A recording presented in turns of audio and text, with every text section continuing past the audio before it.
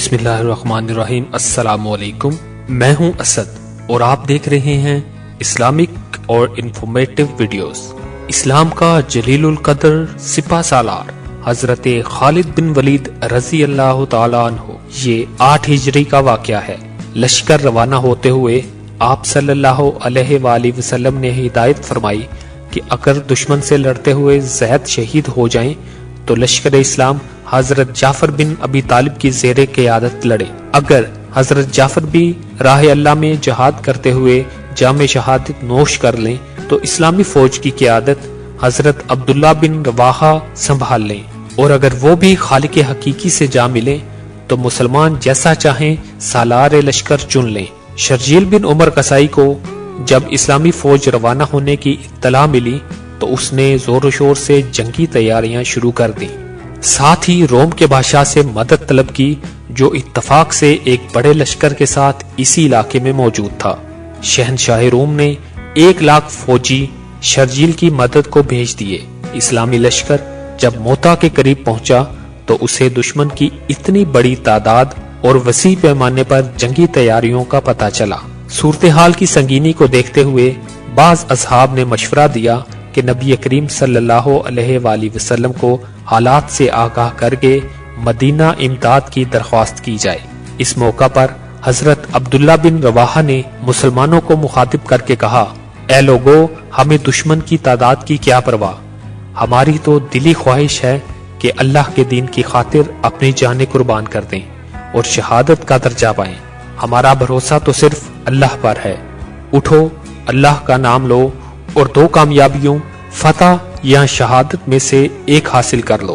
حضرت عبداللہ بن رواحہ کی تقریر سن کر مجاہدین دشمن پر ٹوٹ پڑے۔ آسمان حیران تھا اور دنیا کی عسکری تاریخ پریشان تھی۔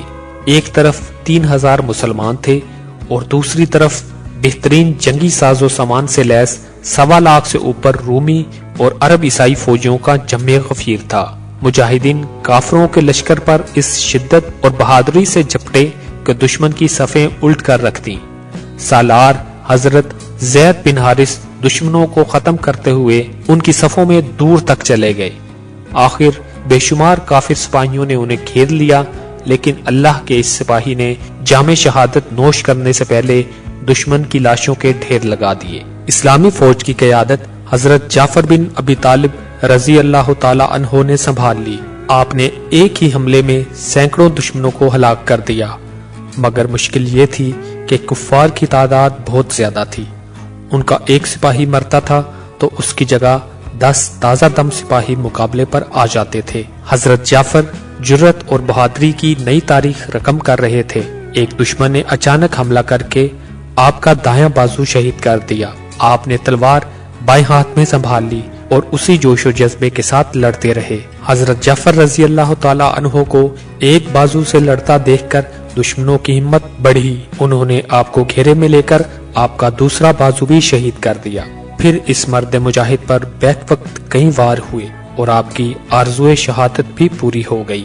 حضرت جعفر رضی اللہ تعالی عنہ کی شہادت کے بعد حضرت عبداللہ بن رواحہ رضی اللہ تعالی عنہ نے اسلامی لشکر کی کمان سنبھال لی۔ آپ نے قیادت سنبھالتے ہی دشمن پر ایسے ہی غضبناک وار کیے کہ جو سامنے آیا جان سے ہاتھ دھو بیٹھا۔ دشمن آپ کا غیظ و غضب دیکھ کر دور سے تیر اور نیزہ اور برچھیوں سے وار کرنے لگے۔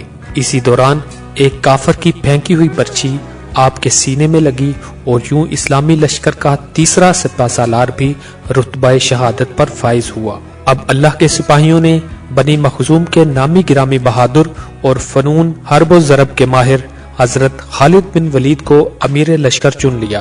اپنی آنکھوں کے سامنے رسول اللہ صلی اللہ علیہ وآلہ وسلم کے منتخب کردہ 3 سپہ سالاروں کی شہادت نے آپ رضی اللہ تعالیٰ عنہ کو اس قدر مشتعل کر دیا تھا کہ آپ دشمن کی تعداد کو خاطر میں نہ لاتے ہوئے ہر قسم کی احتیاط بالائے طاق رکھتے ہوئے دشمن پر ٹوٹ پڑے۔ دشمن جائے پناہ ڈھونڈنے لگا، جو سامنے آیا جان سے گیا۔ آپ کے غیظ و غضب، زور بازو اور حملے کی شدت کا اندازہ اس بات سے کیا جا سکتا ہے کہ آپ نے اس روز لڑتے لڑتے دشمن پر 9 تلواریں توڑ دی۔ 10ویں تلوار نے اس روز لڑائی کے اختتام پر آپ کا ساتھ نبھایا۔ اگلے روز حضرت خالد بن ولید نے ایک حیرت انگیز جنگی چال چلی۔ ایک روز قبل جو مجاہدین اگلی صفوں میں لڑ رہے تھے انہیں پیچھے لے گئے، دونوں بازوؤں سے لڑنے والے سپاہیوں کو بھی باہم بدل دیا۔ اس سے ایک فائدہ تو یہ ہوا کہ سامنے کے تازہ دم مجاہدین نے دشمن پر بڑا ہی زوردار حملہ کیا، دوسرا نئے چہرے اور ان کا جوش و ولولہ دیکھ کر دشمن سمجھا کہ مسلمانوں کو تازہ دم فوجی دستوں کی کمک پہنچ چکی ہے۔ یہ سوچ کر رومیوں اور عیسائیوں کے چھکے چھوٹ گئے۔ اسی دوران دائیں پہلو کے سالار قطبہ بن قتادہ داد شجاعت دیتے ہوئے دشمن کے قلب میں جا گھسے اور دیکھتے ہی دیکھتے دشمن فوج کے سپہ سالار کو مار گرایا، جس سے دشمن کا رہا سہا حوصلہ بھی جاتا رہا اور وہ گھبرا کر پسپا ہو گئے۔ ادھر موتا کے مقام پر تاریخ عالم کی حیرت انگیز جنگ جاری تھی، ادھر مدینہ منورہ میں رسول اللہ صلی اللہ علیہ وآلہ وسلم چند اصحاب کے ساتھ مسجد نبوی میں تشریف فرما تھے۔ اللہ نے میدان جنگ کا نقشہ آپ صلی اللہ علیہ وآلہ وسلم کی آنکھوں کے سامنے کر دیا تھا، جسے دیکھ کر آپ صلی اللہ علیہ وآلہ وسلم کی آنکھوں سے آنسو رواں تھے اور آپ میدان جنگ کا آنکھوں دیکھا حال بیان فرما رہے تھے۔ اب جھنڈا زید نے سنبھال لیا، وہ شہید ہوئے۔ اب جھنڈا جعفر نے اٹھایا، وہ بھی اللہ کو پیارے ہو گئے۔ اب جھنڈا عبداللہ بن رواحہ نے تھاما اور انہوں نے بھی جان راہ اللہ میں قربان کر دی۔ آپ صلی اللہ علیہ وآلہ وسلم ایک لمحہ کو رکے اور پھر فرمایا، اب جھنڈا اٹھایا اللہ کی تلواروں میں سے ایک تلوار نے اور اس کو فتح حاصل ہوئی۔ اس کے بعد آپ نے اپنے ہاتھ دعا کے لیے اٹھا دیے اور اللہ کے حضور یوں دعا گو ہوئے، اے اللہ، خالد تیری تلوار ہے، اسے ہمیشہ فاتح رکھنا۔ یہی وہ مارکا حق و باطل تھا جس میں حضرت خالد نے اپنی بے مثال شجاعت، حیران کن جنگی حکمت عملی اور قیامت خیز تلوار بازی کے باعث رسول اللہ صلی اللہ علیہ وآلہ وسلم سے سیف اللہ کا لقب پایا۔ ناظرین، مجھے اجازت دیجیے، اللہ حافظ۔